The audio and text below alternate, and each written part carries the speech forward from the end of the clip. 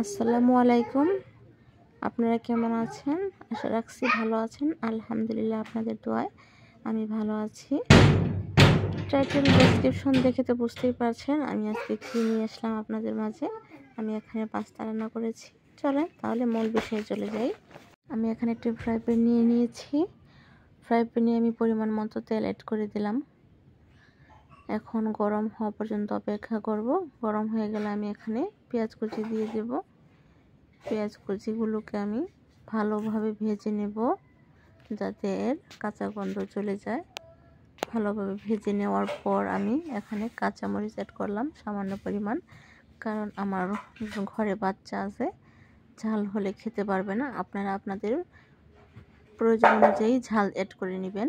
আমি এখানে দিয়ে দিলাম ডিম। আপনার একটা বা দুটো আপনাদের যতটুকু মন চায় আপনারা দিয়ে দিবেন। আমি এখানে একটা ডিম ইউজ করেছি। এখানে আমি এগুলোকে ভালোভাবে মিশিয়ে নেব, সুন্দরভাবে ভেজে নেব। দেখেন আমি কত সুন্দরভাবে ভেজে নিই, সাথেই থাকেন। এগুলোকে আমি ভেজে নেওয়ার পর দিয়ে দেব এখানে টমেটো কুচি। যদি আপনাদের টমেটো কুচি না থাকে তাহলে আপনারা স্কিপ করতে পারেন। টমেটোর বদলে এখানে টমেটো সস দিতে পারেন, তাহলে টেস্টটা আরও বেশি ভালো হয়। যেহেতু আমার কাছে সস ছিল না, এজন্য আমি এখানে টমেটো কুচি অ্যাড করেছি। সস দিলে পাস্তার টেস্ট আরও দ্বিগুণ বেড়ে যায়। আপনারা দেওয়ার চেষ্টা করবেন সস। যদি সস না থাকে, টমেটো থাকে, তাহলে টমেটো দিবেন। আমি টমেটোগুলোকে দিয়ে সুন্দরভাবে ভেজে নেব। দিয়ে দিলাম পরিমাণ মতো লবণ। সবগুলোকে আমি এখন মিক্সড করে নেব। এগুলোকে সুন্দরভাবে আমি একসাথে মিশিয়ে নিয়ে কিছুক্ষণ ভেজে নেব। যতক্ষণ টমেটো সিদ্ধ না হয় ততক্ষণ আমি এগুলোকে সুন্দর করে ভেজে নিচ্ছি।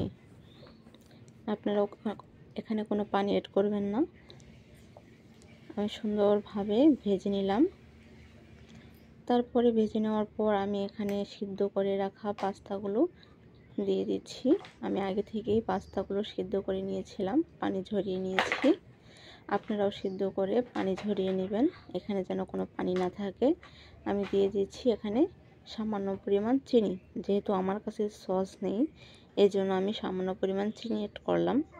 কারণ ঝাল মিষ্টি যে কোনো জিনিসই কিন্তু ভীষণ মজা হয়, তাই আমি এখানে একটু চিনি অ্যাড করলাম। এতে দারুণ টেস্ট হবে, খেতে মজা হবে।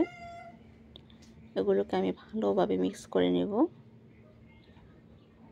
সুন্দরভাবে আমি এগুলোকে মিক্স করে ভেজে নেব কিছুক্ষণ। সাথেই থাকেন, দেখেন আমি ভালোভাবে এগুলো ভেজে নিচ্ছি। কত সুন্দর হবে দেখবেন, খেতেও ভীষণ মজা। আপনারা একবার এভাবে ট্রাই করে দেখবেন। এই তো প্রায় আমার রান্না শেষ। এই তো দেখেন আমার রান্না প্রায় শেষ পর্যায়ে হয়ে গিয়েছে। আমি দেখেন কত সুন্দর হয়েছে, দেখতেও যেরকম সুন্দর, খেতেও ভীষণ টেস্ট। আপনারা প্লিজ একবার ট্রাই করে দেখবেন, দেখবেন ভীষণ ভালো লাগবে। সকালে বা বিকালের জন্য পারফেক্ট একটা নাস্তা, পুষ্টিকর অনেক, বাচ্চাদের জন্য তো খুবই ভালো। তাহলে ভালো থাকবেন, আল্লাহ হাফেজ, সুস্থ থাকবেন সবাই।